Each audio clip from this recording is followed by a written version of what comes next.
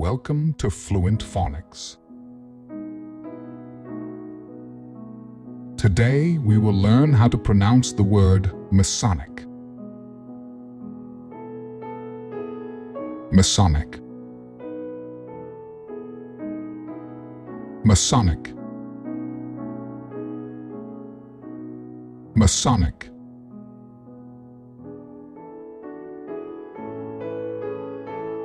Here's an example of how one might use it in a sentence.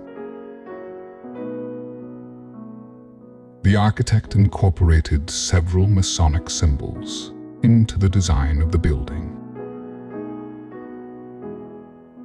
Masonic refers to anything related to the Masons, a secretive fraternal organization that has distinct symbols, rituals, and traditions.